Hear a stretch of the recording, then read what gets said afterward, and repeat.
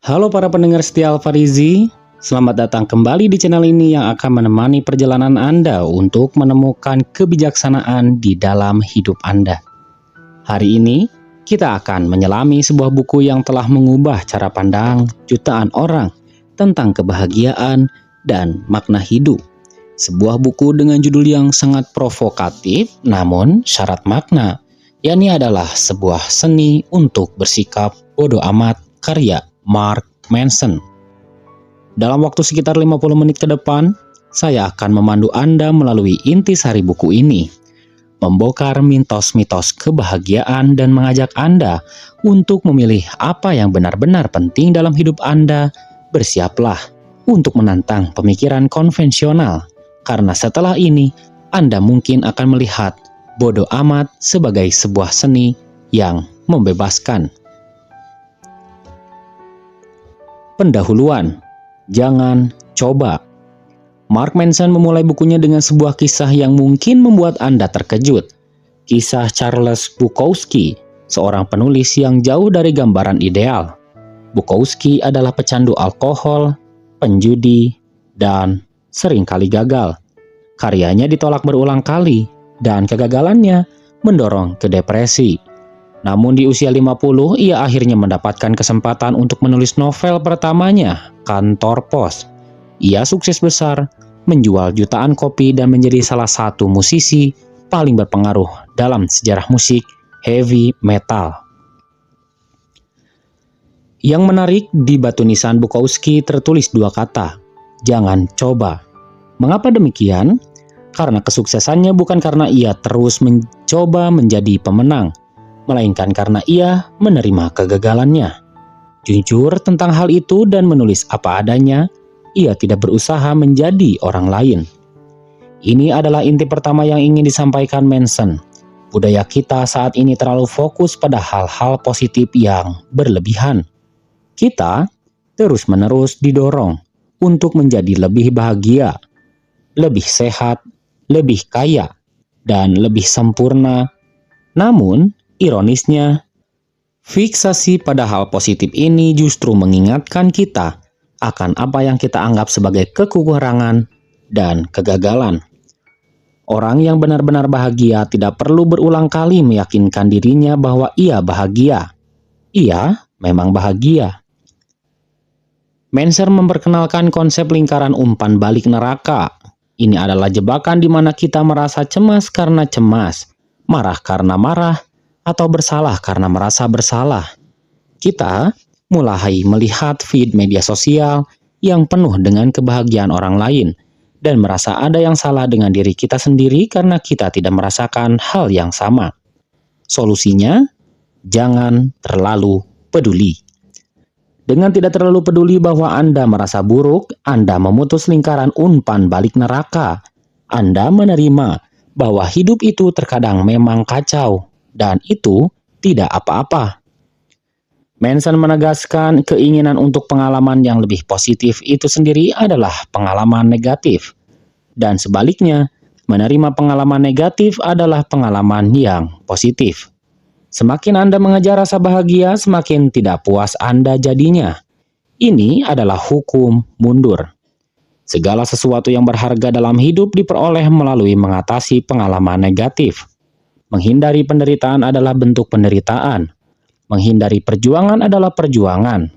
Jika Anda mampu untuk tidak terlalu peduli dengan rasa sakit, Anda menjadi tak terhentikan. Intinya, kita akan mati suatu hari nanti dan kita memilih jumlah peduli yang terbatas. Jika kita membuang-buang waktu atau membuang-buangnya untuk hal-hal yang tidak penting, kita akan menyesalinya. Ada seni untuk tidak terlalu peduli. Ini adalah belajar memprioritaskan pikiran Anda secara efektif. Memilih apa yang penting dan apa yang tidak berdasarkan nilai-nilai pribadi. Ini adalah perjuangan yang paling berharga dalam hidup. Bab 2. Kebahagiaan adalah masalah. 2500 tahun yang lalu, di kaki bukit Himalaya, seorang raja memiliki seorang putra yang ia coba lindungi dari segala penderitaan. Namun, pangeran ini tumbuh menjadi pemuda yang tidak puas dan merasa hampa. Ia menyelinap keluar istana dan untuk pertama kalinya melihat penderitaan manusia. Ia menyadari bahwa kekayaanlah yang membuatnya sengsara dan memutuskan untuk hidup sebagai gelandangan, menderita penyakit dan kelaparan. Namun ia menyadari bahwa penderitaan itu sendiri tidaklah bermakna jika tanpa tujuan. Ia kemudian duduk di bawah pohon selama 49 hari dan mencapai realisasi mendalam bahwa hidup itu sendiri adalah bentuk penderitaan. Kita semua harus menderita. Pangeran ini kemudian dikenal sebagai Buddha. Banyak dari kita meyakini premis bahwa kebahagiaan itu seperti algoritma. Kita bisa meraihnya jika kita mencapai sesuatu. Namun, Manson menegaskan, ketidakpuasan dan kegelisahan adalah bagian yang melekat dari sifat manusia. Bahkan, merupakan komponen yang diperlukan untuk menciptakan kebahagiaan yang konsisten. Manson memperkenalkan tanda kekecewaan, pahlawan super yang akan memberitahu kita kebenaran pahit yang perlu kita dengar. Kita menderita karena penderitaan secara biologis. Itu adalah agen alam untuk menginspirasi perubahan. Kita telah berevolusi untuk selalu hidup dengan tingkat ketidakpuasan dan ketidakamanan tertentu. Karena hal itulah yang mendorong kita untuk berinovasi dan bertahan. Rasa sakit dalam segala bentuknya adalah cara paling efektif tubuh kita memacu tindakan. Rasa sakit psikologis seperti rasa sakit fisik adalah indikasi adanya sesuatu yang tidak seimbang.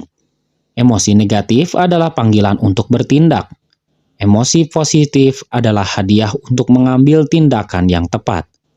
Namun, emosi itu sendiri berlebihan. Hanya karena sesuatu terasa enak tidak berarti itu baik dan sebaliknya. Emosi hanyalah rambu-rambu, bukan perintah. Masalah tidak pernah berhenti, mereka hanya bertukar atau ditingkatkan. Kebahagiaan berasal dari pemecahan masalah. Jika Anda menghindari masalah, Anda akan membuat diri Anda sengsara.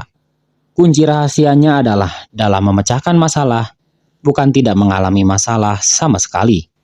Kebahagiaan adalah bentuk tindakan. Pekerjaan yang terus-menerus. Kebahagiaan sejati hanya terjadi ketika Anda menemukan masalah yang Anda nikmati dan menikmati proses memecahkannya. Banyak orang menyangkal masalah mereka atau mengadopsi mentalitas korban, menyalahkan orang lain. Ini memberikan kesenangan sesaat, tetapi mengarah pada kehidupan yang tidak aman dan putus asa. Manson menyarankan kita untuk memilih perjuangan kita. Pertanyaan yang lebih menarik bukanlah apa yang ingin Anda nikmati, melainkan rasa sakit apa yang ingin Anda pertahankan. Untuk apa Anda bersedia berjuang? Siapa diri Anda ditentukan oleh apa yang Anda bersedia perjuangkan. Kegembiraan ada dalam perjuangan itu sendiri. Bab 3. Anda tidak istimewa. Mark Manson menceritakan tentang Jimmy, seorang pria yang selalu penuh dengan ide-ide bisnis yang berlian. Namun, kenyataannya adalah seorang pecundang yang hidup dari uang orang lain. Jimmy memiliki tingkat rasa percaya diri yang delusi. Jika ada yang mengkritiknya, ia menganggap mereka bodoh atau cemburu. Pada tahun 1960-an, psikologi mulai mempromosikan harga diri yang tinggi. Banyak yang percaya bahwa meningkatkan harga diri akan menghasilkan manfaat sosial yang nyata. Namun, generasi kemudian data menunjukkan bahwa hanya merasa baik tentang diri sendiri tidak berarti apa-apa kecuali ada alasan yang baik untuk merasa baik. Kesulitan dan kegagalan justru diperlukan untuk mengembangkan pikiran yang kuat dan sukses. Gerakan harga diri mengukur diri berdasarkan perasaan positif seorang tentang dirinya. Namun, pengukuran yang akurat adalah bagaimana seseorang merasakan aspek negatif dari dirinya sendiri. Orang seperti Jimmy yang merasa hebat 99,9% sepanjang waktu, meskipun hidupnya berantakan, menunjukkan bahaya hak istimewa. Mereka merasa berhak mendapatkan hal-hal baik tanpa benar-benar menghasilkannya. Hak istimewa membuat orang perlu merasa baik tentang diri mereka sendiri setiap saat, bahkan dengan mengorbankan orang lain. Hal ini membuat hubungan menjadi rapuh dan palsu. Orang-orang yang merasa berhak melihat setiap kejadian dalam hidup mereka sebagai penegasan atau ancaman terhadap kebesaran mereka sendiri. Yang benar adalah bahwa tidak ada masalah pribadi yang istimewa. Jika Anda memiliki masalah, kemungkinan jutaan orang lain juga mengalaminya. Realitas ini bahwa Anda dan masalah Anda sebenarnya tidak istimewa. Ini adalah langkah pertama dan terpenting menuju penyelesaiannya. Manson membahas tirani eksklusivisme. Kebanyakan dari kita sebenarnya rata-rata dalam banyak hal yang kita lakukan, namun banjir informasi yang ekstrim di media telah mengkondisikan kita untuk percaya bahwa keistimewaan adalah hal yang normal. Karena kita sebagian besar rata-rata, ini membuat kita merasa tidak aman dan putus asa. Manson berpendapat bahwa menjadi rata-rata telah menjadi standar kegagalan yang baru. Orang-orang takut menerima biasa-biasa saja karena mereka percaya tidak akan pernah mencapai apa-apa. Namun, orang yang benar-benar hebat pada sesuatu menjadi hebat bukan karena mereka percaya mereka luar biasa, melainkan karena mereka terobsesi dengan perbaikan. Mereka memahami bahwa mereka belum hebat, mereka biasa-biasa saja, dan mereka bisa menjadi jauh lebih baik. Tiket menuju kesehatan emosional datang dari menerima kebenaran hambar dan biasa dari hidup. Bahwa tindakan Anda tidak terlalu penting dalam skema besar, dan sebagian besar hidup Anda akan membosankan dan tidak penting, dan itu tidak apa-apa. Stres dan kecemasan karena merasa tidak memadai akan menghilang. Penerimaan keberadaan Anda yang biasa-biasa saja justru akan membebaskan Anda untuk mencari apa yang benar-benar ingin Anda capai. Bab 4. Nilai penderitaan. Kisah Letnan Duohiro Onoda, seorang tentara Jepang yang bersembunyi di hutan Filipina selama hampir 30 tahun setelah Perang Dunia II berakhir, adalah contoh ekstrim dari nilai penderitaan. Onoda percaya bahwa ia hanya mengikuti perintah untuk tidak pernah menyerah. Ia menderita kelaparan dan penyakit, namun ia bangga dengan pilihannya dan merasa terhormat mengabdikan hidupnya untuk kerajaan yang telah tiada. Namun, ketika ia kembali ke Jepang pada tahun 1974, ia ngeri dengan budaya konsumtif dan dangkal yang telah kehilangan tradisi kehormatan dan pengorbanan. Penderitaannya di hutan memiliki makna, membuatnya dapat ditanggung, tetapi di Jepang yang baru, perjuangannya menjadi tidak berarti, dan realisasi ini menusuknya lebih dari peluru manapun. Ia akhirnya pindah ke Brasil. Ini mengarah pada pertanyaan penting. Jika penderitaan tidak dapat dihindari, maka pertanyaan yang harus kita tanyakanlah bukan bagaimana saya menghentikan penderitaan, tetapi mengapa saya menderita, untuk tujuan apa menderita ini. Manson memperkenalkan bawang kesadaran diri. Lapisan pertama adalah pemahaman emosi seseorang. Lapisan kedua adalah kemampuan untuk bertanya mengapa kita merasakan emosi tertentu. Dan lapisan terdalam yang paling sulit dijangkau adalah nilai-nilai pribadi kita. Nilai-nilai kita menentukan sifat masalah kita, dan sifat masalah kita menentukan kualitas hidup kita. Dave Mustaine, gitaris Megadeth, contoh lainnya, ia ditendang keluar dari Metallica, band lamanya, dan bersumpah untuk menjadi sangat sukses. Meskipun Megadeth sukses besar, Mustaine masih menganggap dirinya gagal karena ia mengukur dirinya dengan standar Metallica. Sebaliknya, Pete Best, drummer awal The Beatles yang dipecat sebelum mereka terkenal, akhirnya menemukan kebahagiaan yang lebih besar. Ia menjelaskan bahwa keadaannya dipecat dari The Beatles membawanya untuk bertemu istrinya dan memiliki anak. nilai-nilainya berubah. Ia memutuskan bahwa keluarga dan kehidupan yang sederhana lebih penting daripada ketenaran dan kemuliaan. Beberapa nilai menurut Manson adalah nilai-nilai buruk karena menciptakan masalah yang tidak dapat dipecahkan. Ini termasuk pertama, kesenangan. Kesenangan itu hebat, tetapi sebagai prioritas hidup, itu mengerikan. Mengejar kesenangan dangkal justru menyebabkan kecemasan dan depresi. Kedua, keberhasilan material. Setelah kebutuhan dasar terpenuhi, korelasi antara kebahagiaan dan kesuksesan material mendekati nol. Prioritas ini dapat mengarah pada sikap dangkal dan egois. Ketiga, selalu benar.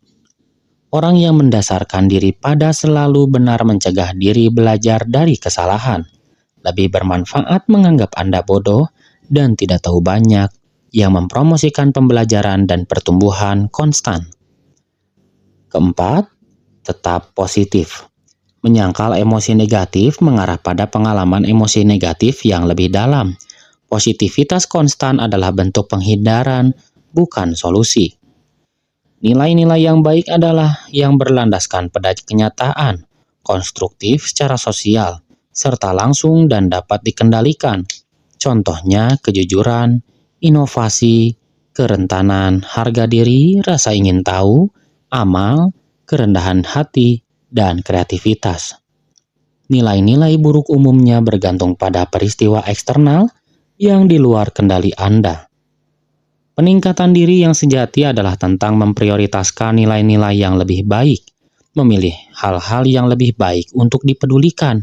Ketika Anda peduli dengan hal-hal yang lebih baik, Anda mendapatkan masalah yang lebih baik, dan ketika Anda mendapatkan masalah yang lebih baik, Anda mendapatkan kehidupan yang lebih baik. Bab 5. Anda selalu memilih. William James, bapak psikologi Amerika, menghadapi masalah kesehatan yang parah dan kegagalan dalam hidupnya. Tertekan dan berpikir untuk bunuh diri, ia memutuskan untuk melakukan eksperimen. Selama setahun, ia akan percaya bahwa ia 100% bertanggung jawab atas segala sesuatu yang terjadi dalam hidupnya. Terlepas dari keadaan eksternal, jika tidak ada perbaikan, ia akan bunuh diri. Hasilnya, ia menjadi sangat sukses dan menganggap eksperimen ini sebagai kelahiran kembalinya. Ini adalah realisasi sederhana. Kita secara individu bertanggung jawab atas segala sesuatu dalam hidup kita. Tidak peduli keadaan eksternal, kita tidak selalu mengendalikan apa yang terjadi pada diri kita. Tetapi kita selalu mengendalikan bagaimana kita menafsirkannya dan bagaimana kita meresponnya. Manson memperkenalkan kesalahan tanggung jawab atau kelalaian. Tanggung jawab dan kesalahan seringkali disalahartikan sama. Kesalahan adalah bentuk lampau, hasil dari pilihan yang telah dibuat. Tanggung jawab adalah masa kini, hasil dari pilihan yang Anda buat setiap detik, setiap hari. Kita bertanggung jawab atas pengalaman yang bukan kesalahan kita. Sebagai contoh, jika seseorang merampok Anda, itu bukan berarti kesalahan Anda, tetapi Anda bertanggung jawab untuk mengelola dampak emosional dan psikologisnya. Malala Yousafzai ditembak di wajah oleh Taliban karena memperjuangkan pendidikan perempuan. Tidak bersalah atas serangannya, namun ia memilih untuk terus berbicara dan ia memenangkan hadiah Nobel perdamaian. Banyak orang enggan mengambil tanggung jawab karena merasa tidak bersalah atas masalah mereka. Namun ini adalah ilusi. Meskipun beberapa orang mewarisi kartu yang buruk dalam hidup, pilihan yang mereka buat dengan kartu-kartu itu yang menentukan hasilnya. Korban cich adalah fenomena di mana orang-orang selalu merasa tersinggung dan mencari perhatian. Ini menyedot perhatian dari korban yang sebenarnya dan menciptakan polarisasi. Penting untuk memilih pertempuran kita dengan hati-hati dan memprioritaskan nilai-nilai yang jujur, transparan, dan merangkul keraguan. Dan bagaimana kita berubah? Manson menjawab dengan gaya Yoda, lakukan atau tidak ada bagaimana. Perubahan sesederhana memilih untuk peduli dengan sesuatu yang lain. Ini tidak mudah, karena Anda akan merasa tidak nyaman dan mungkin akan gagal. Namun, Ini adalah efek samping yang diperlukan dari memilih untuk menempatkan kepedulian, di mana Anda sedang berada di tempat yang lebih penting. Bab 6. Anda salah tentang segala sesuatu, tapi begitu juga saya. Sepanjang hidupnya, Mark Manson mengakui bahwa ia selalu salah tentang dirinya sendiri, orang lain, masyarakat, budaya, dan alam semesta. Dan ia berharap ini akan terus berlanjut. Mengapa? Karena pertumbuhan adalah proses pengulangan tanpa henti. Ketika kita belajar sesuatu yang baru, kita tidak berubah dari salah menjadi benar, melainkan dari salah menjadi sedikit kurang salah. Kita selalu mendekati kebenaran tanpa pernah benar-benar mencapainya. Nilai-nilai kita adalah hipotesis kita, dan tindakan kita adalah eksperimen. Otak kita terus-menerus menciptakan asosiasi untuk memahami dunia, tetapi ingatan kita tidak sempurna dan bias. Akibatnya, sebagian besar keyakinan kita salah. Menerima ketidaksempurnaan nilai-nilai kita diperlukan untuk setiap pertumbuhan yang berkelanjutan. Bahaya kepastian murni. Kepastian murni atau kepastian adalah musuh pertumbuhan. Orang jahat tidak pernah percaya bahwa mereka jahat. Mereka percaya bahwa orang lain yang jahat. Semakin Anda mencoba untuk memastikan sesuatu, semakin tidak pasti dan tidak aman Anda akan merasa. Sebaliknya, semakin Anda merangkul ketidakpastian dan ketidaktahuan, semakin nyaman Anda akan merasa. Ketidakpastian adalah akar dari semua kemajuan dan pertumbuhan. Manson memperkenalkan hukum penghindaran Manson. Semakin sesuatu mengancam identitas Anda, semakin Anda akan menghindarinya. Ini berlaku untuk hal-hal baik maupun buruk. Kita menghindari peluang penting karena akan mengancam untuk mengubah cara kita melihat diri kita sendiri. Manson menyarankan untuk tidak mencoba menemukan diri Anda, melainkan untuk tidak pernah tahu siapa Anda. Ini yang membuat Anda berjuang dan menemukan. Identitas yang sempit dan langka membuat segalanya tampak mengancam. Definisikan diri Anda dengan cara yang sesederhana dan biasa. Ini berarti melepaskan gagasan muluk tentang diri Anda dan menerima bahwa Anda tidak istimewa. Untuk menjadi sedikit kurang pasti, Manson menyarankan 3 pertanyaan. Pertama, bagaimana jika saya salah? Kita sering menjadi pengamat terburuk bagi diri kita sendiri. Kedua, apa artinya jika saya salah? Makna di balik kesalahan kita seringkali menyakitkan. Ketiga, apakah menjadi salah akan membuat masalah saya lebih baik atau lebih buruk dari masalah saya saat ini, baik untuk diri sendiri dan orang lain? Ini adalah tes lakmus untuk menentukan apakah nilai-nilai kita baik atau buruk. Bab 7. Kegagalan adalah jalan ke depan. Mark Manson merasa beruntung karena ia memulai kehidupan dewasanya dalam kegagalan. Tidur di sofa teman dan berjuang finansial, ini mengajarkan bahwa uang bukanlah metrik yang baik untuk dirinya sendiri. Nilai utamanya adalah kebebasan dan otonomi. Manson memperkenalkan paradoks kegagalan atau kesuksesan. Perbaikan apapun didasarkan pada ribuan kegagalan kecil. Jika seseorang lebih baik dari Anda dalam sesuatu, kemungkinan karena ia telah gagal lebih dari Anda. Menghindari kegagalan adalah sesuatu yang kita pelajari di kemudian hari, seringkali dari sistem pendidikan atau orang tua yang terlalu kritis. Kita bisa menjadi benar-benar sukses hanya pada sesuatu yang kita bersedia untuk gagal. Jika kita mau gagal, maka kita bersedia untuk berhasil. Nilai-nilai buruk yang berorientasi pada tujuan eksternal yang di luar kendali kita menyebabkan kecemasan besar. Sebaliknya, nilai-nilai yang baik berorientasi pada proses. Rasa sakit adalah bagian dari proses. Rasa takut, kecemasan, dan kesedihan tidak selalu merupakan keadaan pikiran yang tidak diinginkan. Mereka seringkali mewakili rasa sakit yang diperlukan untuk pertumbuhan psikologis. Menyangkal rasa sakit berarti menyangkal potensi kita sendiri. Perubahan paling radikal sering terjadi pada saat terburuk kita.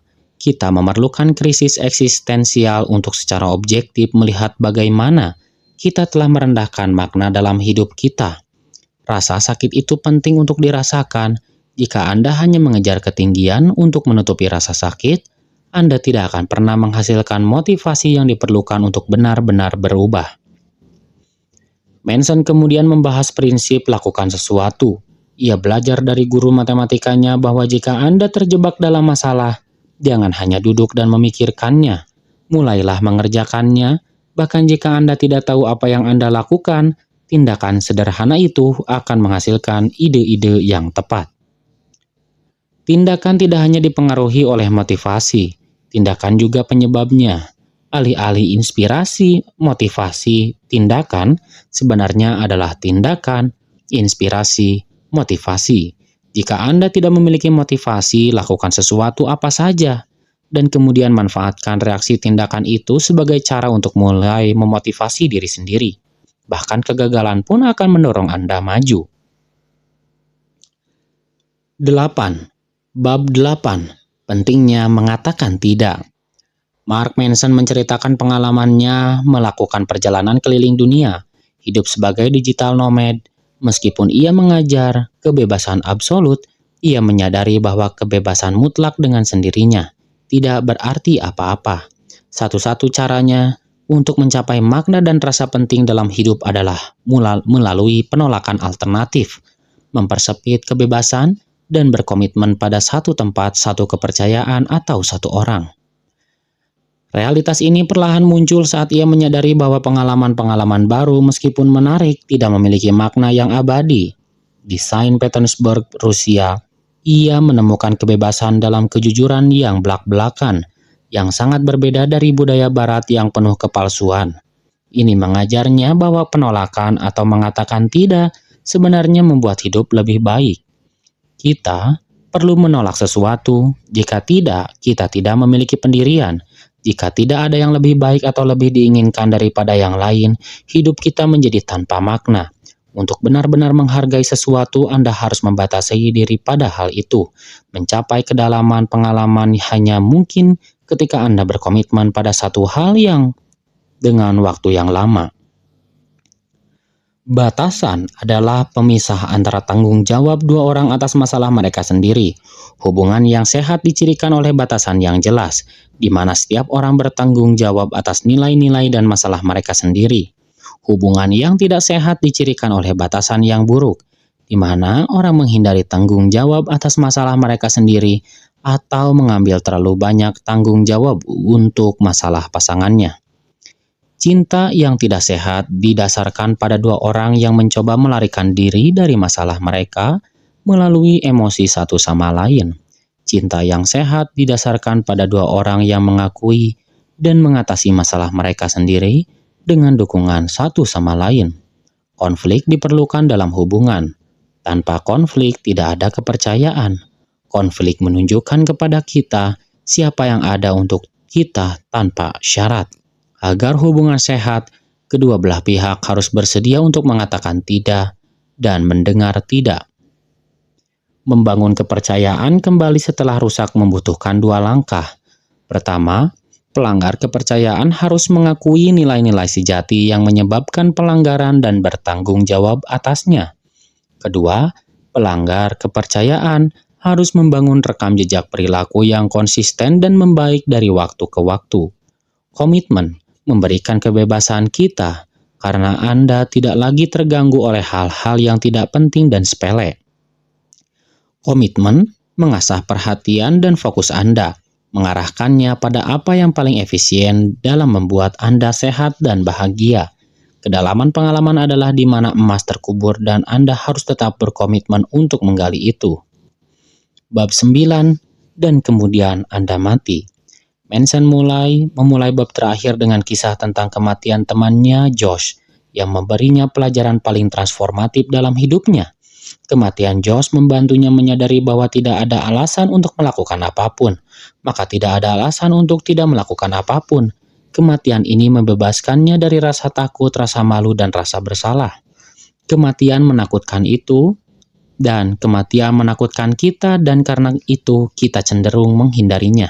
Namun, kematian adalah cahaya yang mengukur bayangan semua makna hidup. Tanpa kematian, segalanya akan terasa tidak penting. Ernest Becker, seorang psikolog yang memenangkan hadiah Pulitzer dengan bukunya yang berjudul The Denial of Death, berpendapat bahwa manusia adalah satu-satunya hewan yang dapat mengkonseptualisasikan kematian sendiri yang menimbulkan teror kematian. Untuk mengkompensasi ketakutan ini, kita mencoba membangun diri konseptual yang akan hidup selamanya melalui proyek-proyek keabadian, seperti meletakkan nama kita di bangunan atau memiliki keluarga besar. Namun Becker di ranjang kematiannya menyadari bahwa proyek-proyek keabadian ini adalah masalahnya, bukan solusinya. Daripada mencoba memaksakan diri konseptual mereka ke dunia, orang seharusnya mempertanyakan diri konseptual mereka dan lebih nyaman dengan realitas kematian mereka sendiri.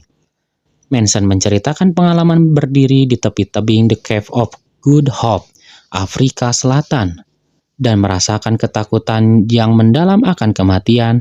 Namun dengan menghadapi ketakutan ini, ia menemukan kebebasan dan kegembiraan. Menghadapi realitas kematian kita sendiri, menghancurkan semua nilai-nilai dangkal dalam hidup. Ini memaksa kita untuk bertanya, apa warisan Anda? Bagaimana dunia akan berbeda dan lebih baik ketika Anda tiada? Ini adalah satu-satunya pertanyaan yang benar-benar penting. Kematian adalah kompas yang harus kita gunakan untuk mengorientasikan semua nilai dan keputusan kita. Kebahagiaan datang dari peduli pada sesuatu yang lebih besar dari diri sendiri. Percaya bahwa Anda adalah komponen yang berkontribusi pada entitas yang jauh lebih besar. Hak istimewa menarik semua perhatian ke dalam, menyebabkan kita merasa sebagai pusat masalah alam semesta. Ini adalah racun spiritual. Budaya modern kita mengacaukan perhatian besar dan kesuksesan besar, menganggapnya sebagai hal yang sama. Namun Manson menutup dengan pesan yang kuat. Anda sudah hebat, bukan karena prestasi dangkal, tetapi karena di tengah kebingungan tanpa akhir dan kematian yang pasti, Anda terus memilih apa yang ingin Anda pedulikan dan apa yang tidak. Fakta sederhana ini menjadi Anda indah, sukses, dan dicintai. Mengingatkan diri kita akan kematian berulang kali membuat segalanya lebih mudah, mengatasi kecanduan, mengidentifikasi hak istimewa, menerima kegagalan, dan merangkul penolakan. Semakin kita mengintip ke dalam kegelapan, semakin cerah hidup ini. Demikianlah intisari dari sebuah seni untuk bersikap bodoh amat, karya Mark Manson. Saya harap naskah ini memberi Anda pemahaman yang mendalam tentang inti buku ini dan menginspirasi Anda untuk memilih peduli dengan bijak. Ingatlah, seni bodoh amat bukanlah tentang ketidakpedulian, melainkan tentang memilih dengan cermat apa yang layak mendapatkan energi dan perhatian dari Anda. Terima kasih telah mendengarkan. Sampai jumpa di konten buku berikutnya. Terima kasih.